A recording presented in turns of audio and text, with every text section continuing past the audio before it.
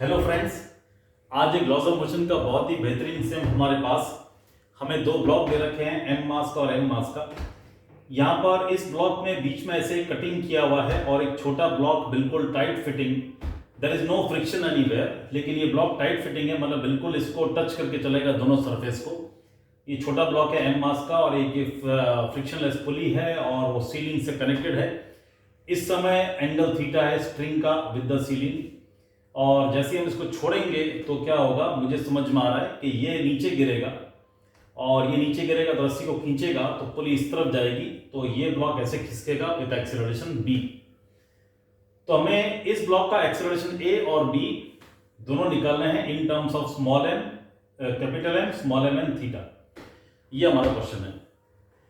तो बच्चों, अगर मैं ग्राउंड से देखूंगा तो मुझे ये दिखाई देगा कि ये ब्लॉक b एक्सेलरेशन से लेफ्ट की तरफ जा रहा है और ये ब्लॉक एक्सीलरेशन a से नीचे तो जा ही रहा है, लेकिन इसके साथ साथ इसके पास भी b एक्सीलरेशन है towards left from ground reference frame.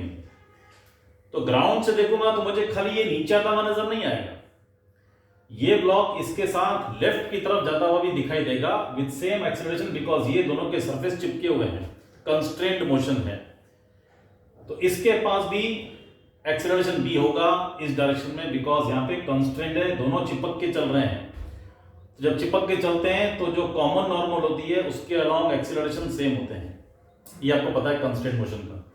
Therefore this will have acceleration b towards left like this bigger block. तो चलिए, मुझे a और b की वैल्यू बतानी है इन terms of capital M small m and theta. Let us first draw the free body diagram. तो इसका wait पहले आ जाएगा mg, इसके ऊपर सारे फोर्स देख लेते हैं। ग्राउंड से रिएक्शन n आएगा, ठीक है भाई। इसके ऊपर mg फोर्स ऐसे आएगा और ये इसको खींचेगा पुली को, तो ये t फोर्स ऐसे, ये फोर्स ऐसे, पुली इसको खींचेगी t फोर्स से, ये t फोर्स यहां पर आ जाएगा, ठीक है भाई। अच्छा, जब ये ब्लॉक ऐसे जाएगा तो ये इसको ऐसे धक्का मारेगा n1 फोर्स से, तो ये भी इसको पुशबैक करेगा n1 फोर्स से, ये इसको ऐसे पुश करेगा n2 फोर्स से, तो ये भी इसको ऐसे पुश करेगा n2 फोर्स से। ये बात हो रही है। अच्छा, ये जो पुली पे T और T फोर्स हैं, बिकॉज ये ब्लॉक पुली से कनेक्टेड है, तो ये दोनों फोर्स इस ब्लॉक पे एग्जर्ट हो जाएंगे। तो T इस तरह से और ये वाला T इस तरह से, और ये एंगल थीटा हो जाएगा ऑल्टरनेट एंगल से, तो ये कंपोनेंट बन गया T साइन थीटा और ये कंपोनेंट बन गया T कॉस थीटा। इस तरह की बात हो, ठीक है। तो इतने सारे फोर्स हमने देखे अलग अलग बॉडीज पे लगेंगे। इसको वेट खींचेगा नीचे, तो ये पुली को T फोर्स से खींचेगा, पुली इसको रिएक्शन देगी T फोर्स का। mg वेट है, इसका वेट mg, नॉर्मल रिएक्शन, पुली का फोर्स T और T ट्रांसफर हो गए, तो T sin theta T cos theta, और ये T फोर्स नीचे, ये भी यहाँ पे एक्ट करेगा लाइक दिस। पुली पे जितने फोर्स हैं, पुली जिस बॉडी से कनेक्टेड है, अगर पुली मासलेस है तो उस बॉडी को ट्रांसफर हो जाएंगे एज इट इज। तो ये वाला T मैंने ट्रांसफर कर दिया जो पुली पे लग रहा है, ये वाला T मैंने ट्रांसफर किया जो पुली पे एग्जर्ट हो रहा है।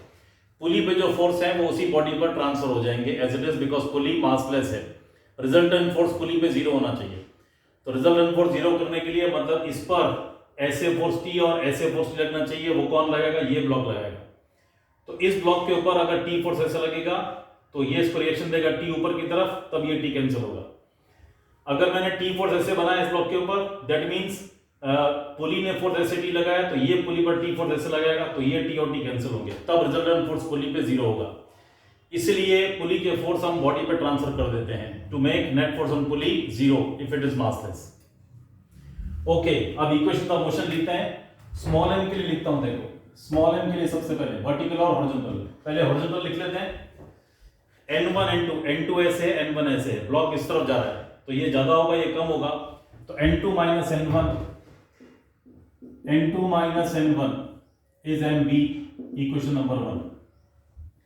वर्टिकल की बात करें, mg minus t will be ma, mg minus t will be ma, ये पॉइंट नंबर 2। अब इसकी बात करते हैं वर्टिकल फोर्सेस की। वर्टिकली बैलेंस्ड है बिकॉज ये ऊपर नीचे नहीं हो रहा है, तो T sin थीटा फोर्स है, T फोर्स है, mg फोर्स है, n फोर्स है, तो all upward force equal to downward force T sin theta plus n। अब मैं n की बात कर रहा हूं, T sin theta plus n, mg sorry, T sine theta plus M G, है ना, टी साइन थीटा अपवर्ड और एन ऊपर की तरफ है, I am sorry, T sine theta plus N that will be equal to all upward force T sine theta plus N equal to T plus M G, T plus M G. Third, horizontal की बात करें तो ये N1 force इस body के ऊपर, N2 force इसी body के ऊपर है राइट की तरफ, T cos थीटा लेफ्ट की तरफ है, तो T cos theta plus N1 minus N2 they are helping T cos theta plus N1 minus N2. These horizontal forces helping in horizontal movement. This will become equal to MB. Equation number 4. ये हो गया। तो horizontally T cos theta था, N1 था, minus N2 that is causing this acceleration MB. Vertically तो balanced है because block ऊपर नीचे नहीं हो रहा है। चलिए, अब मैं क्या करता हूँ 1N4 यूज करता हूँ, 1N4 और N2 minus N1 को यहाँ पे रख देता हूँ, तो मेरे पास हो जाएगा T cos theta N1 minus N2 will be minus MB, तो minus MB is equal to MB, तो मेरे पास T cos theta आ गया MB plus MB. This is equation number 5. Now from 1 and 5, this is 5 number. From 2 and 5 I take, मैं T equalise कर देता हूँ, तो I am writing from 2 and 5. यहां से T कितना होगा mg minus ma, mg minus ma, that will be equal to T यहां से कितना बनेगा mb plus mb upon cos theta, और ये T के बराबर है दोनों, तो ये पॉइंट नंबर 6 आ गया। तो देखो मेरे पास A और B में रिलेशन आ गया। अब एक और A और B में रिलेशन मिल जाए तो मैं दोनों को सॉल्व करके A और B निकाल लूंगा इन terms of capital M small m and theta. इसी तरह से करते हैं सारे कांस्टेंट मोशन के सम्स को। तो दोनों के एक्सीलरेशन के बीच में रिलेशन निकालने के लिए एक हमारे पास स्प्रिंग कांस्टेंट मेथड है, एक वर्चुअल वर्क मेथड है, और भी बहुत सारे मेथड हैं, लेकिन मैं ये दो प्रेफर करता हूं। अगर मैं वर्चुअल वर्क की बात करूंगा तो all the internal forces should do zero work on the system. All the internal forces should do zero work on the system. तो पहले हॉरिजॉन्टल देख लेते हैं। T cos theta plus N1 minus N2 इस तरफ जा रहा है। पहले हॉरिजॉन्टल की बात कर रहे हैं, हॉरिजॉन्टल वर्क की T cos theta plus N1 minus N2 force into acceleration. Vertical तो मूव कर ही नहीं रहा है, तो दैट इज ओके, इधर वर्टिकल डिस्प्लेसमेंट है नहीं, तो सारे इंटरनल फोर्सेस कोई भी वर्क नहीं कर रहे हैं in the case of vertical direction. ये वर्टिकली भी मूव कर रहा है और हॉरिजॉन्टली भी मूव कर रहा है, तो work done by internal forces. N1 N2 internal forces हैं, ब्लॉक ऐसे जा रहा है N2 minus N1 plus N2 minus N1, इसका एक्सीलरेशन B। वर्टिकल की बात करें only internal forces T, I will not count mg, ये एक्सटर्नल फोर्स है। T की बात करेंगे तो T ऊपर जा रहा है और A नीचे जा रहा है, तो मेरा वर्क डन जो होगा वो माइनस TA हो जाएगा, माइनस TA बिकॉज T ऊपर की तरफ है, एक्सेलरेशन नीचे की तरफ है, और ये टोटल 0 हो जाएगा। तो इस पे खाली हॉरिजॉन्टल वर्क किया और इस पे हॉरिजॉन्टल वर्टिकल दोनों किया, बिकॉज इसके पास दोनों डिस्प्लेसमेंट है, हॉरिजॉन्टली भी है वर्टिकली भी है, इसके पास खाली हॉरिजॉन्टल डिस्प्लेसमेंट है, तो ऐसे कर लिया। तो T cos theta B plus देखो N1 minus N2 B और N2 minus A कट जाएगा, तो ये बचेगा minus TA is equal to 0, तो मेरे पास B cos theta is equal to A आ गया। B cos theta is equal to add again theta, तो B cos theta is equal to A, that is equation number 7। अब आपको 6 और 7 की मदद से सॉल्व करना है, तो यूजिंग 6 and 7, ठीक है ना। अब देखिए क्या होता है, मेरे पास mg माइनस ma, तो मैं लिख दूंगा mg minus m into A की जगह पे B cos theta is equal to mb plus MB upon cos theta. अब आप B को एक साइड पे ले आइए, make B the subject of the equation, और फिर आप B की वैल्यू निकाल लीजिए। फिर जैसे ही आपको B मिलेगा आप ये इक्वेशन यूज कर लीजिए, तो आपको A मिल जाएगा। तो आपको A और B दोनों मिल गए। अब आपको क्या करना है, इसका एक्सीलरेशन सिर्फ B है, इसके पास नेट एक्सीलरेशन अगर पूछा हो तो ये A माइनस J है, मैं यहां पे लिखता हूं acceleration of mass M, acceleration of mass m, that will be minus bi minus aj, negative j negative i। तो b और i को रख दीजिए और फिर am का मैग्नीट्यूड निकाल लीजिए root a square plus b square करके। इस तरह से स्मॉल m का नेट एक्सीलरेशन कितना है वो भी आप निकाल सकते हैं। कैपिटल ए कैपिटल बी की वैल्यू निकाली, वो भी आपको बताया। तो इस तरह से आपको इक्वेशन ऑफ मोशन डिजाइन करनी है, एक एक वेरिएबल को आपको रीड करना है, निकालते जाना है, इक्वेशन से एलिमिनेट करना है, और फाइनली फिर आपको जो कैपिटल ए कैपिटल बी पूछा है उसकी वैल्यू हमने निकाली in terms of given variables in the question, namely capital M small M and theta. तो उसमें एक न्यू बात थी इस बार कि जो हमारी स्ट्रिंग थी वो इंक्लाइन थी, वो स्ट्रेट नहीं थी। अब वर्चुअल वर्क के मेथड से तो मैंने आपको बता दिया b cos theta equal to a निकल गया हमारे पास, लेकिन स्ट्रिंग कांस्टेंट की मदद से इस इक्वेशन में कैसे पहुंचते वो बताना चाहूंगा। देखिए यहां पे मैं थोड़ा मिटा देता हूं इसको। स्ट्रिंग कांस्टेंट की मदद से हम a equal to b cos theta पर कैसे पहुंचते, ठीक है, उसको भी देख लेते हैं।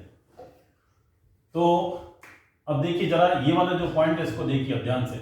स्ट्रिंग कांस्टेंट मेथड अगर किसी को करना है तो वो कैसे करेंगे, ये मेरे पास पुली है और ये मेरे पास ब्लॉक है, ये वाला मुझे पता है ये ब्लॉक अगर नीचे की तरफ जाएगा ये ब्लॉक लेफ्ट में डिस्प्लेस होगा, और अगर मैं इस रस्सी को y अमाउंट से खींचूंगा, इस रस्सी को y अमाउंट से खींचूंगा तो यहां से रस्सी y अमाउंट से कम होगी।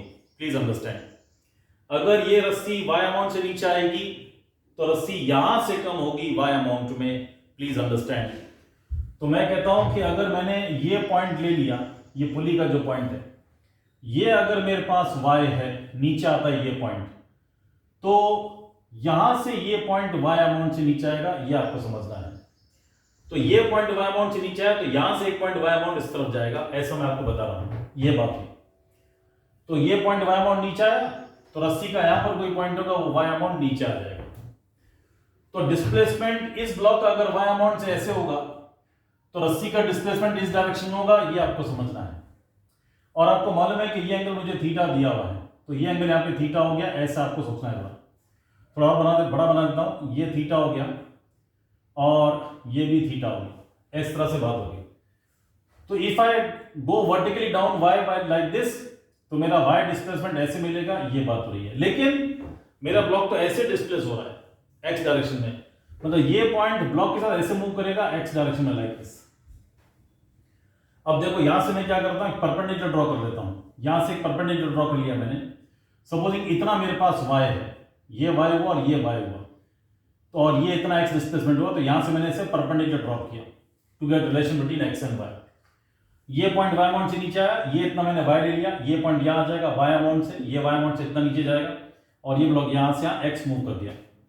तो जब ये पॉइंट y मूव किया नीचे तो ये पॉइंट x मूव किया, और ये पॉइंट y मूव किया तो ये y मिलेगा मुझे, ये x मिलेगा, ये एंगल थीटा है मेरे पास, ये 90 है। इस ट्रायंगल में cos थीटा कितना बनेगा, cos theta will be adjacent upon hypotenuse, this is hypotenuse, this is adjacent, कितना हो जाएगा y अपॉन x, तो y हो जाएगा x cos theta, dy by dt करेंगे तो क्या हो जाएगा, y मतलब ये वाला मूवमेंट है, x वाला ये मूवमेंट है, तो y मतलब ये क्या हो जाएगा आगे चल के a, dy बाय dt से vy मिलेगा, फिर एक्सीलरेशन मिलेगा y डायरेक्शन में, यानी ये वाला a मिलेगा मुझे, और ये एक्सीलरेशन कितना हो जाएगा b, तो a इज इक्वल टू कितना हो गया b cos थीटा। इस तरह से स्ट्रिंग कांस्टेंट मेथड से मुझे a equal to b cos theta मिला, ये आपको सोचना है। तो cos थीटा मैंने क्या कर लिया, एडजेसेंट अपॉन हाइपोटेन्यूज, एडजेसेंट ये होगा, हाइपोटेन्यूज ये होगा, ये 90 डिग्री है। इस तरह से a equal to b cos theta relation हमको मिला स्ट्रिंग कांस्टेंट मेथड से या वर्चुअल वर्क मेथड से, किसी भी एक मेथड को लेकर के आप a और b में रिलेशन निकाल सकते हैं। होप आपको बातें समझ में आ रही होंगी। Thank you and God bless you.